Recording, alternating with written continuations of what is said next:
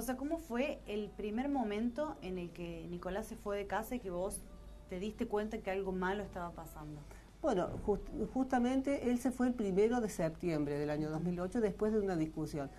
Pero una discusión como tiene cualquier padre con su cualquier hijo adolescente. Claro, con cualquier hijo adolescente. Porque él, lo único raro que yo noté en mi hijo es que Nicolás había comenzado a venir cada vez más tarde. Salía y venía cada vez más tarde, hasta que el último ya no se levantaba para ir a trabajar. Él siempre ha sido muy responsable, muy prolijo, muy ordenado. Él incluso es el que despertaba a mi esposo, le decía, papá, ya es hora de que vamos a trabajar. Y el último, bueno, había perdido esto y llegaba tarde y con el consiguiente problema de que al día siguiente no había forma de despertarlo.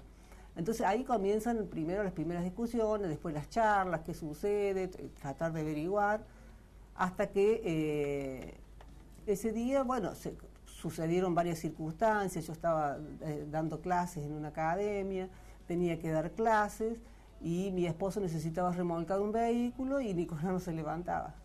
Entonces intentaba levantarlo y mi marido me dice, por favor, ayúdame vos porque tenemos que solucionar esto. Bueno, fui, le ayudé a mi esposo, llegué tarde a dar clase. Eso me generó mucha impotencia porque yo digo, no puede ser que el chico esté durmiendo, que no sea responsable.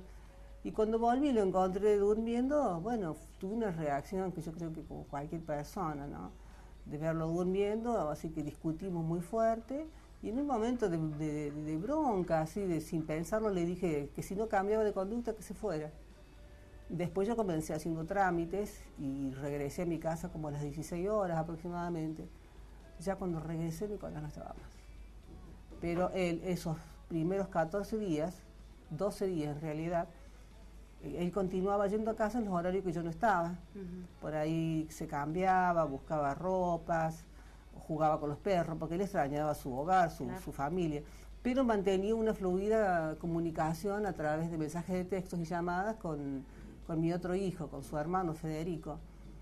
Permanentemente le pedía currículum, preparame ropa, que preguntaba cómo está mamá, cómo está papá, preguntaba todo, qué dicen de mí, me extrañan, o sea, esa sensación de él de que, bueno, y por supuesto que yo sentí desde el primer momento angustia de que es duro de que se vaya un hijo porque discutió con vos, es muy duro.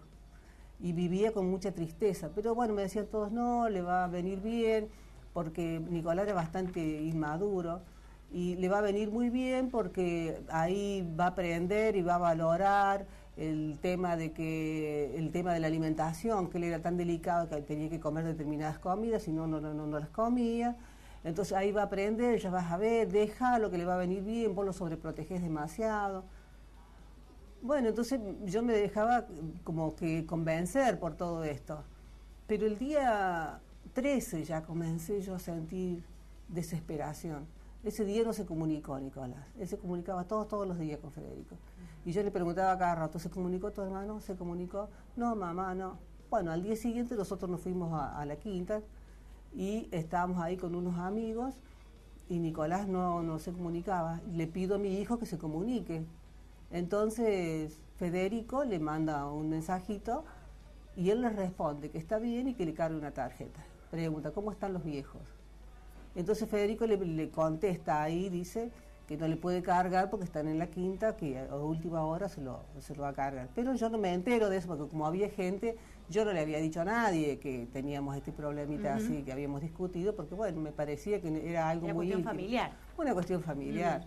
Cuando me preguntaban, yo decía, está en el campo de un amigo, porque, bueno, como para tener una excusa, ¿no? Y luego cuando regresamos de la quinta, le pregunto a mi hijo, ¿qué te dijo? Nada más que le cargues una tarjeta. No, yo digo, ¿qué te dijo tu hermano? Que le cargue una tarjeta. Digo, me hubieras dicho, lo hubiera cargado a través de la tarjeta de crédito. Claro. Y bueno, y ahí intento entonces comunicarme alrededor de las 8 de la noche. Intento comunicarme y ya me decía ese mensaje fatal. Esta opción no es correcta, rechazaba. Yo ahí comencé a sentir más de lo que ya estaba desesperada. Y lo intenté montones de veces, ya después lo llamaba, le mandaba mensajes, y llamó Federico, le hice llamar, digo, a lo mejor no me quiere contestar a mí. Claro. Lo hice llamar con varias personas, amigos, conocidos, con números que él desconocía, ¿no? Y a todo el mundo le decía lo mismo. Y bueno, entonces yo pensé, acá pasó algo, pero yo pensé en un hecho de inseguridad, quizás alguien le robó el teléfono, quizás lo golpearon para quitarle el teléfono, porque él era maníaco con el teléfono y en esa época era de última generación el teléfono. Y yo digo, quizás él estaba hablando, lo vieron así, lo golpearon para quitárselo, y a lo mejor ha peleado para no entregar el celular. Nunca te vas a imaginar que una cosa como esa. Sí, sí. Hasta que estuve toda la noche llamando, pero incansablemente. Y al día siguiente, apenas a las 8 de la mañana, apenas comenzó la actividad comercial, me comuniqué con la empresa Claro. Y les pregunté si ese teléfono estaba en la zona de Río Cuarto y por qué no contestaba. Entonces me dijeron, mire, el teléfono está ahí, le digo, no tiene crédito, ¿cuál será el problema? Mire, está en la zona de Río Cuarto y debería poder comunicarse porque crédito tiene. Y yo le digo, porque mira, vos no te podés comunicar porque se trata de mi hijo. Yo le dije menos años. Y yo lloraba mucho porque estaba muy angustiada. Entonces el joven, bueno, se ve que le dio pena y buscó en el sistema y me dijo, mire señora, no se va a poder comunicar porque el chip ha sido extraído. Bueno, ahí ya fue el principio de la confirmación de todo lo que yo venía sintiendo, que venía presintiendo que algo no andaba bien. Había pasado. Sí. Así que bueno, a partir de ahí lo comencé a buscar entre todos los amigos, los conocidos, y me iba por distintas partes de la ciudad, me iba a la Quinta, los lugares donde pensaba, comencé a llamar a toda la familia de Buenos Aires, de los lugares donde tenemos conocidos nosotros, pero me llamaba igualmente la atención. Mi hijo era muy inmaduro, no sabía manejarse solo. Nicolás tenía mucha inseguridad. Él se manejaba mucho en remis porque en más de una ocasión él se desorientaba. Entonces, bueno, pero era como para tener la certeza, descartar de que no estaba en otro lado. No, nadie lo había visto y bueno, y esto cada vez se fue. Todo el mundo que me decía, lo vi hace 15 días atrás, o sea, antes de irse a la casa de los Vargas, pero nadie lo había visto, nadie. Pregunté en las remiserías, en los lugares donde él generalmente llamaba a los remises, si lo habían trasladado, no, en ningún lado. Nadie lo había visto. Nadie lo había visto y nosotros no conocíamos a esta gente, Vargas Parra, ni teníamos idea que mi hijo conocía a este tipo de gente.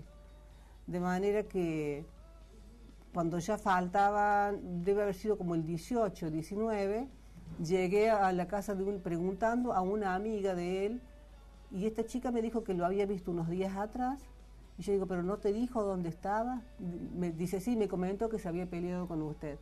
¿Y no te dijo dónde está? Sí, me dijo, en la casa del negrito. Digo, ¿pero quién es el negrito? Porque ya varios me dicen el negrito, no sé quién es el negrito. El negrito Vargas, pero para mí, no sabía. Digo, pero no sé quién es, ni dónde vive. El negrito Vargas dice que vive en Villa Dálcar, el hijo del Pepe Vargas. Y yo seguía sin decirme nada ese nombre. De manera que con esa información me fui a la policía. Y ahí presenté una exposición, que quería que fueran a averiguar dónde estaba mi hijo y dónde era eso. Y en la policía ahí me dijeron quién era el Pepe Vargas, quiénes eran la familia Vargas. Y bueno, imagínate que eso fue horroroso pensar que mi hijo estaba con ese tipo de gente. Estaba ahí. Claro. Y ellos quedaron que iban a ir a buscarlo, que iban a enviar un radiograma, algo de eso. Pero bueno, evidentemente no hicieron nada porque hasta que yo no radiqué la denuncia no fueron a la casa. No se comunicaron. Y después, el día 20, yo fui a la Quinta, mi marido le comenta, a todo el mundo le comentaba quién era el Vargas qué sé yo, y hasta que una persona le dijo, mira, yo en una época solía vender caballos y este señor me compraba, yo sé dónde es la Quinta. Y ahí fuimos y ahí conocí a esta gente que cuando vi su aspecto fue un horror, porque yo dije, ¿qué hacía mi hijo acá con esta gente? El aspecto, lo que emanaba de sus cuerpos, o sea, sentí una sensación horrorosa. Y cuando les pregunté, bueno, un nerviosismo terrible cuando me vieron, notaba que esas miradas... ¿Fuiste directamente a golpear la puerta? No, estaban no tiene, porque es una quinta que la casa está a 600 metros para adentro y no se ve desde la puerta. Yo estuve parada en la tranquera, porque estaba cerrada ahí esperando hasta que llegó alguien. Hasta que Cuando llegaron ellos, llegó la mujer y la hija, y más tarde llegó él. Y a mí, ¿qué me llama la atención y me da miedo, sobre todo? Primero, cuando veo el aspecto de esta gente.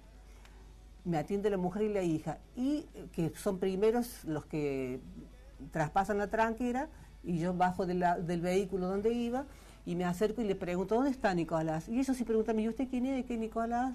Como que sabían quién era. Y claro, se pusieron muy nerviosos, ¿no?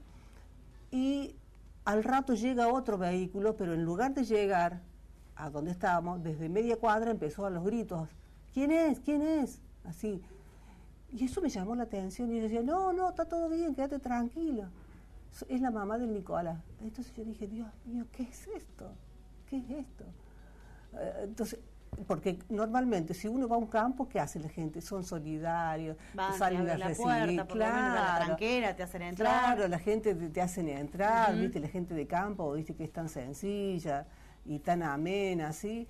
Y esta situación a mí fue terrorífica, me marcó y me di cuenta de que algo había. Sí, sobre todo cuando bajó este sujeto, el Pepe Vargas, sentí inmediatamente un horror. Y a través de lo que hablamos y dijimos, yo me di cuenta que me estaban mintiendo, y me di cuenta de que algo grave le pasó a mi hijo, por la mirada huidiza, por los nervios que tenían, y se contradecían, uno decía una cosa, otro decía otra. Bueno, entonces ahí fui y me instalé en la policía. No, mi hijo está ahí, quiero que vayan a ver, no sé, mi hijo, ¿qué le pasó? Y ellos me decían que Nicolás se fue el 14. Que se había estado, ahí con ellos. Sí, que estuvo viviendo con ellos, me decían lloraba todo el tiempo. Entonces yo me pregunto, ¿qué hacía? ¿Qué tipo de gente es que tiene un chico que está llorando todo el día y no avisa a su familia? 14 días un chico llorando, me decían, no comía porque no le gustaba, yo sabía que a mi hijo no le gustaría las comidas que harían ellos. Entonces, ¿qué clase de gente normal va a tener un chico llorando sin avisarle a su familia? O sin decirle que vaya, que vuelva a su casa. Entonces, evidentemente, eso da la pauta de que mi hijo estaba privado de su libertad. Porque le mandaba mensaje a Federico, yo le mandaba mensaje que viniera. Él me decía que yo iba a venir. Lloraba ya. Si no venía, es porque estaba retenido. Eso es lo que hemos analizado con el doctor Bocio y hemos llegado a esa conclusión. Lloraba Nicolás porque no lo dejaban salir.